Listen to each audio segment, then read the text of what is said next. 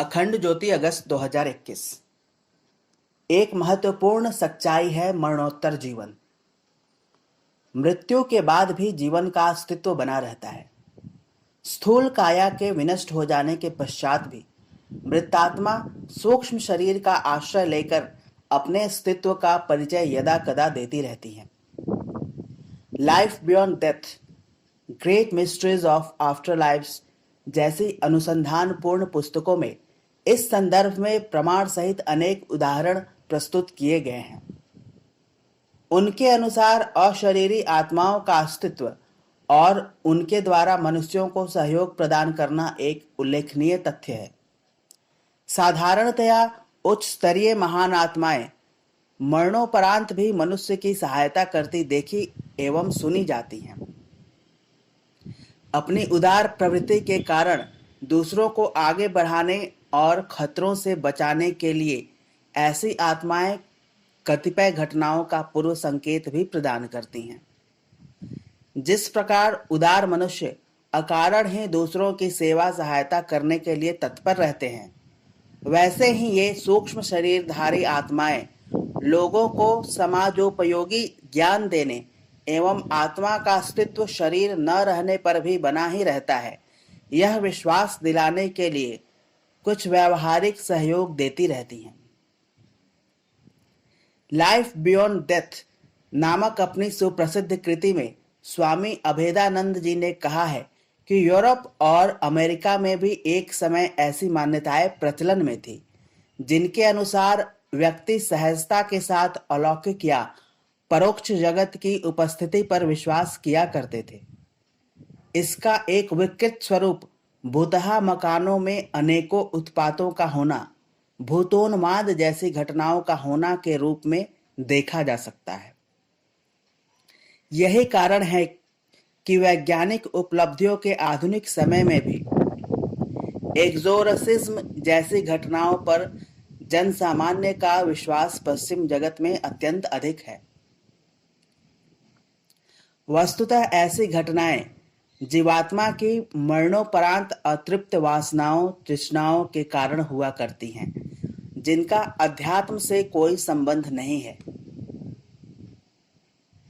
इस संबंध में स्वामी जी ने free religious association of America आदि अग्रणी संस्थाओं के मूर्धन्य वैज्ञानिक मनुष्यों को अधिक अनुसंधान करने के लिए प्रेरित किया।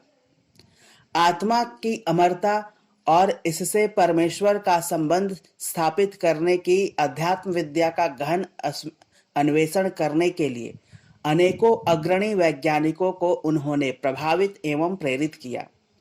इनमें डॉक्टर FWH मायर्स प्रमुख थे।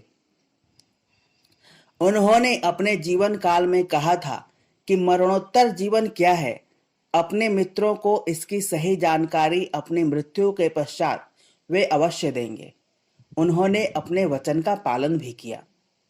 स्वामी अभेदानंद जी ने लिखा है कि अपनी मृत्यु के ठीक 1 माह के अंदर उसने अपने प्रिय मित्र सर ओलिवर लॉज से ख्यातिलब्ध माध्यम श्रीमती थॉम्पसन के माध्यम से संपर्क किया था।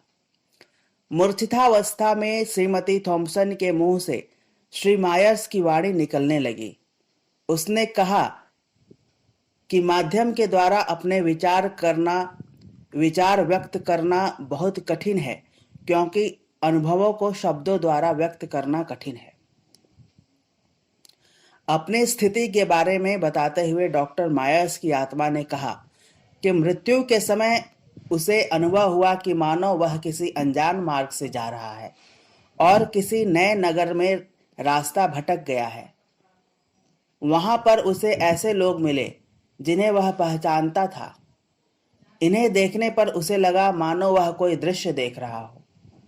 यह बात उन्होंने अपनी पुस्तक आवर इंटर्निटी में विस्तार पूर्वक बताई है। इसी प्रकार अमेरिकन साइकिक रिसर्च सोसाइटी के सचिव डॉक्टर हॉडसन ने बताया है कि सर विलियम्स जेम्स ने भी मायर्स की तरह कहा था कि वे भी मृत्यु के बाद अपने मित्रों को मरणोत्तर जीवन के बारे में अपना निजी अनुभव अवश्य बताएंगे।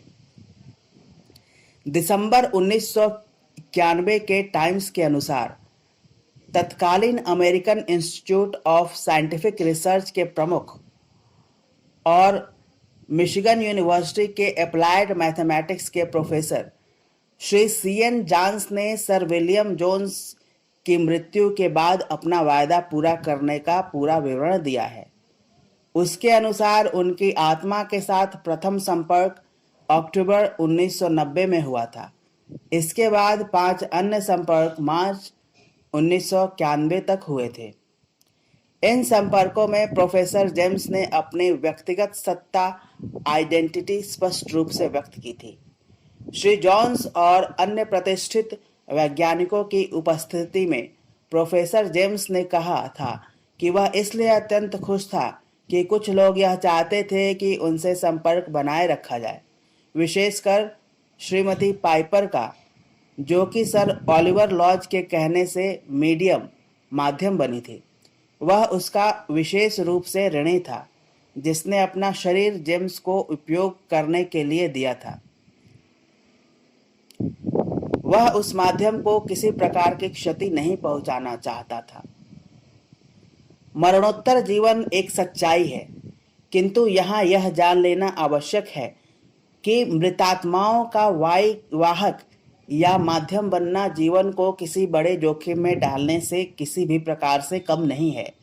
इस संबंध में स्वामी शिवानंद जी का अपनी सुप्रसिद्ध कृति मरणोत्तर जीवन में कहना है कि किसी भी व्यक्ति को अपने को माध्यम नहीं बनने देना चाहिए। माध्यम बनने वाला व्यक्ति अपने आत्म संयम की शक्ति को खो बैठता है।